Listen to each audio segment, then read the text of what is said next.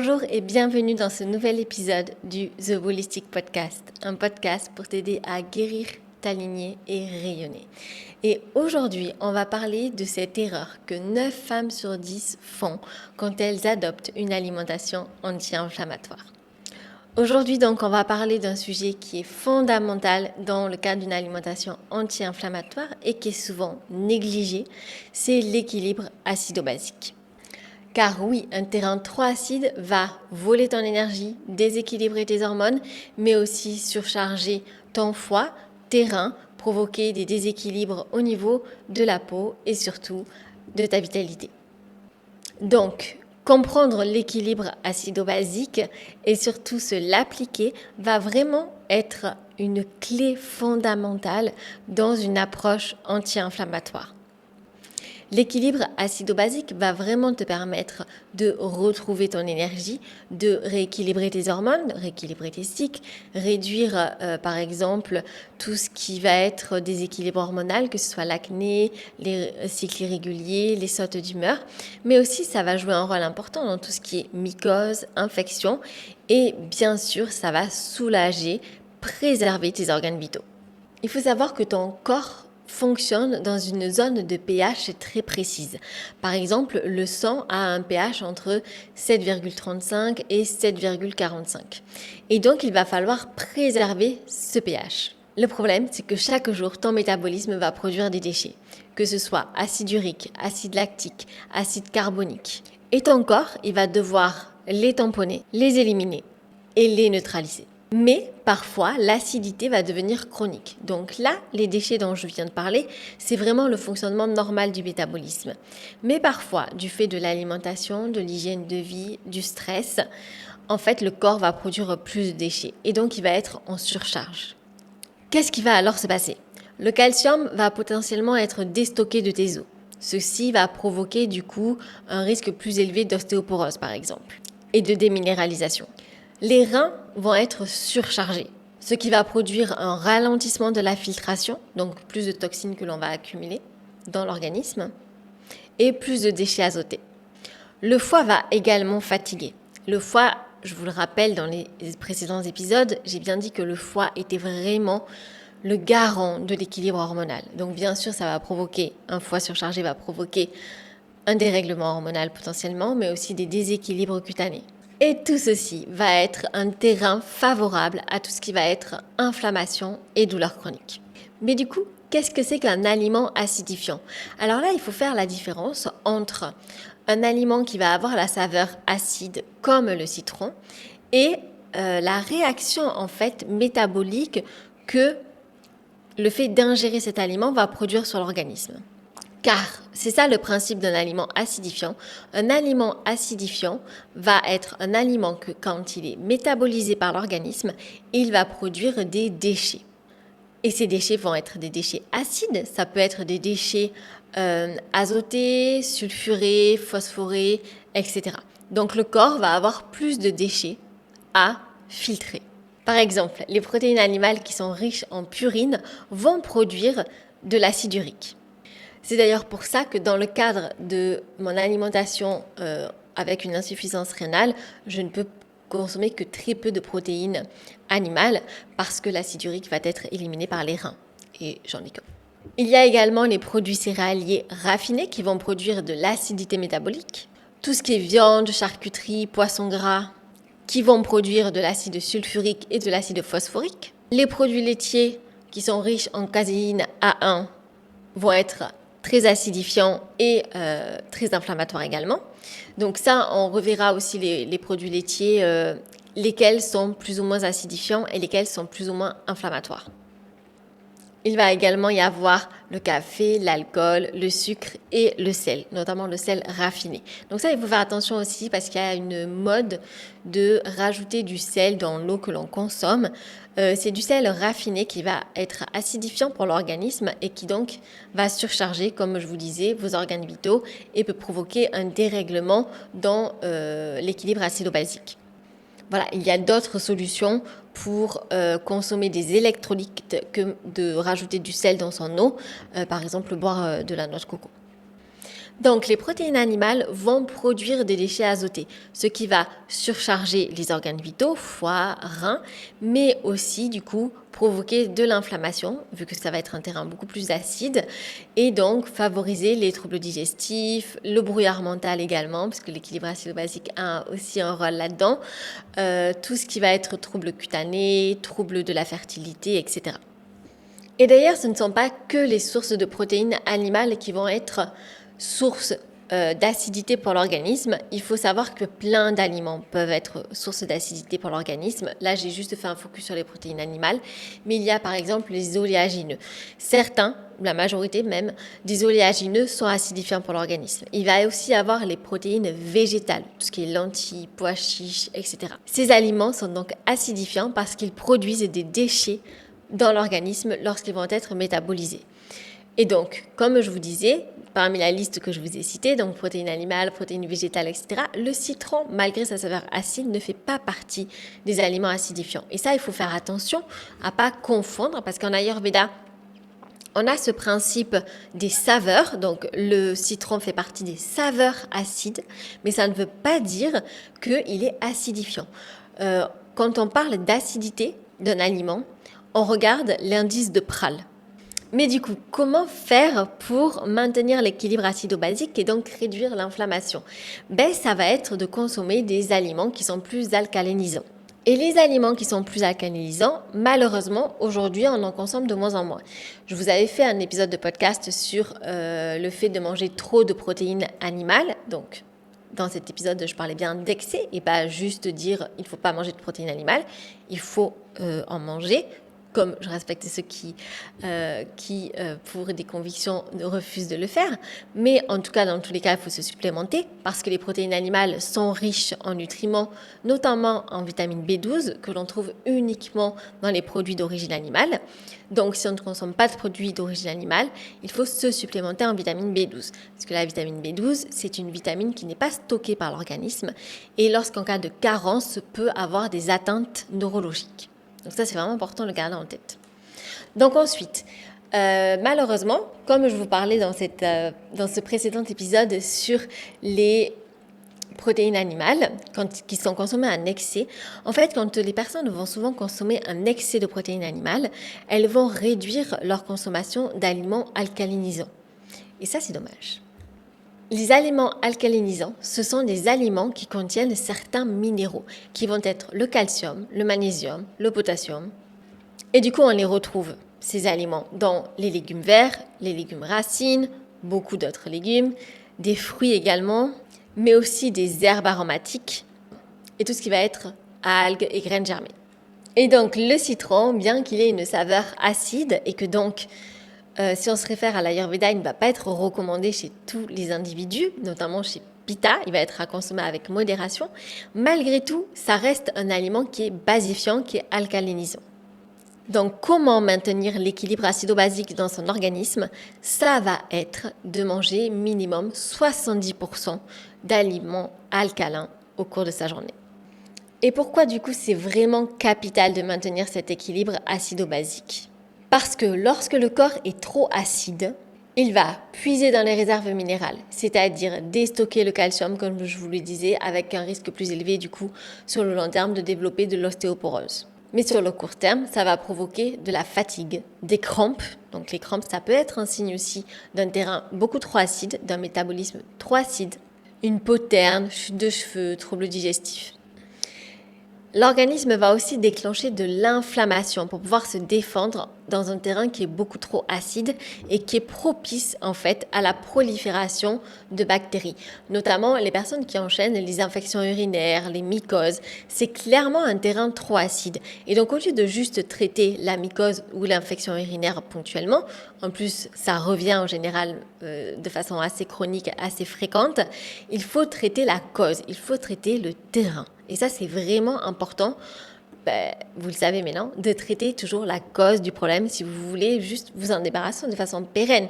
Surtout que quand vous avez un signe de déséquilibre, que ce soit mycose, infection, troubles digestifs, infection urinaire, je veux dire, troubles digestifs ou autre, c'est juste en fait votre corps qui vous dit qu'il y a quelque chose, un déséquilibre, quelque chose qui ne lui convient pas. Donc au lieu de prendre juste quelque chose pour masquer le symptôme, et donc vous dites un petit peu à votre corps de se taire, tout simplement, eh bien, essayez de l'écouter, de le comprendre et de savoir, ok, tu me dis ça, pourquoi? Qu'est-ce qui ne va pas? Et donc d'investiguer. Et là, en l'occurrence, ça peut être un terrain beaucoup trop acide. Il y a aussi beaucoup de personnes qui font des drainages lymphatiques, par exemple. Sachez que si vous avez besoin de drainage lymphatique assez régulièrement comme ça peut être également parce que vous avez un terrain acide. Parce qu'un terrain acide va surcharger le foie, les reins et la lymphe. Voilà. Et donc, c'est ça aussi qui va provoquer ce symptôme en fait de lourdeur, de rétention d'eau, etc. Donc, au lieu de faire toujours pareil, des drainages lymphatiques, c'est très bien de temps en temps, mais prenez soin de votre corps à la base, réduisez le terrain acide. Et toujours quand on a un terrain trop acide, ceci va déséquilibrer du coup le pH du système digestif, du système vaginal, mais aussi du système urinaire. Et donc ça va augmenter le risque d'avoir, comme je vous disais, des infections urinaires, du SIBO aussi, ou encore des mycoses. Et quand on a un terrain trop acide, on est beaucoup moins résilient au stress. C'est-à-dire que c'est un petit peu comme les phases du cycle menstruel. Donc je vous disais, en phase de lutéale, on est beaucoup moins résilient au stress. Et donc on doit faire attention à avoir des activités qui provoquent moins de stress pour l'organisme. Par exemple, pas de sauna, pas de bain froid, on essaie de mieux gérer son stress, pas d'activité trop intense, etc. Et bien quand on a un terrain acide, en fait, le corps, ça va être pareil. Il faut vraiment comprendre que quand on a un déséquilibre, le corps, il essaie de compenser. C'est-à-dire qu'il va dépenser de l'énergie, plus d'énergie qu'habituellement, pour essayer de compenser ce déséquilibre et que vous puissiez essayer de fonctionner le plus normalement possible, au lieu de vous mettre KO directement. Voilà. Et donc, le corps va dépenser de l'énergie. Mais du coup, quand il dépense de l'énergie comme ça dans quelque chose, eh bien, tout simplement, il va allouer moins d'énergie à d'autres, c'est-à-dire au système digestif et aussi à la résilience au stress. Parce qu'en fait, il est déjà en mode survie. Chaque déséquilibre que vous avez, que ce soit un terrain acide ou un autre signe de déséquilibre, dites-vous que le corps, en fait, il essaie de survivre quand vous êtes comme ça. Et donc, il va dépenser de l'énergie pour survivre. Et donc, quand il essaie de survivre, il ne va pas juste dépenser son énergie à faire autre chose. Donc, tout ce qui va être fertilité, forcément, ça ne va pas être sa préoccupation. Tout ce qui va être digestion, c'est pas grave si vous êtes ballonné, si vous ne digérez pas un aliment. Il compense pour votre survie. Il fait déjà plein d'ajustements et du coup, les fonctions qui sont moins importantes et qui impactent votre quotidien, il s'en occupe moins parce qu'il n'a pas l'énergie pour allouer. Voilà, il n'a pas la capacité d'allouer autant d'énergie à toutes les fonctions, à la survie et à tout le reste. Voilà, dites-vous bien, comprenez ça bien, que la quantité d'énergie que vous avez, c'est une quantité qui est quand même limitée dans le sens où elle vient à épuisement à un moment donné. Elle ne se duplique pas au fur et à mesure que vous avez des signes de déséquilibre. Le corps, il ne va pas pouvoir compenser trop sur le long terme. À un moment donné, il va s'épuiser, il n'aura plus l'énergie de le faire. Et donc, il va arrêter d'allouer de l'énergie à certaines fonctions qui sont pourtant essentielles pour notre bien-être, mais pas vitales. Et comme je vous disais, même le fonctionnement cérébral, même le cerveau est impacté par l'acidité de l'organisme.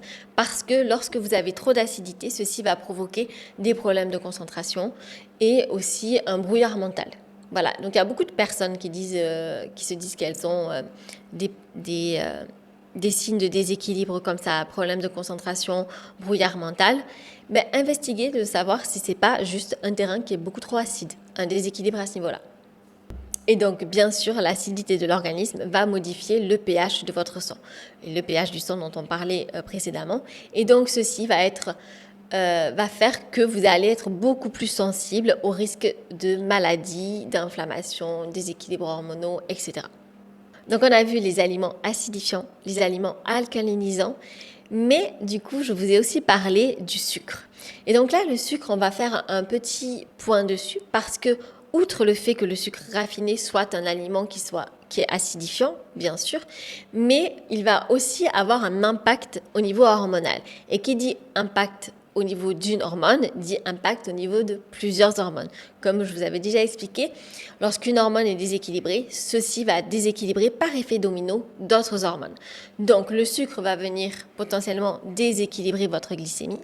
Et donc dans ce cas-là, le corps va produire plus de cortisol, ce qui va déséquilibrer des hormones féminines notamment. Et surtout provoquer du coup une hypoglycémie sur le long terme et donc une chute d'énergie. C'est aussi la raison pour laquelle j'accorde une importance qui est capitale dans l'alimentation anti-inflammatoire sur le fait de réduire la glycémie, l'indice glycémique, la charge glycémique de ces repas. Tout simplement parce que lorsque vous allez être en hyperglycémie, donc si vous mangez un aliment ou un repas qui vous provoque un pic de glucose dans le sang, ceci va provoquer un pic d'insuline et donc un pic de cortisol, ce qui correspond du coup à de l'inflammation chronique. Surtout si ce pic il est régulier. Si c'est une fois de temps en temps, ça va être ok. Mais après, à voir, vous, toujours pareil, selon votre terrain, à quelle fréquence vous pouvez avoir ces écarts, ces pics inflammatoires sans que cela n'impacte négativement votre santé. Donc, comment on va baisser la glycémie de ces repas? Déjà, on va privilégier toujours de manger les légumes en premier, puis les protéines, puis les féculents à la fin. On va privilégier des céréales anciens. Donc, là aussi, on fera un sujet peut-être d'épisode sur le gluten, mais il faut savoir que tous les gluten ne sont pas mauvais pour la santé, ne sont pas inflammatoires. Il y a des gluten donc les gluten anciens qui n'ont pas été transformés et qui, eux, ne sont pas inflammatoires lorsqu'ils sont consommés. Donc ça va être par exemple le petit épeautre, voilà, ou le corazon qui contiennent du gluten, mais ce gluten, à part si vous avez une intolérance ou une allergie ou la maladie cœliaque bien sûr, mais ce gluten ne va pas être pro-inflammatoire. Autre erreur également que les femmes peuvent faire lorsqu'elles adoptent une alimentation anti-inflammatoire, ça va être de ne pas respecter le ratio oméga 3, oméga 6.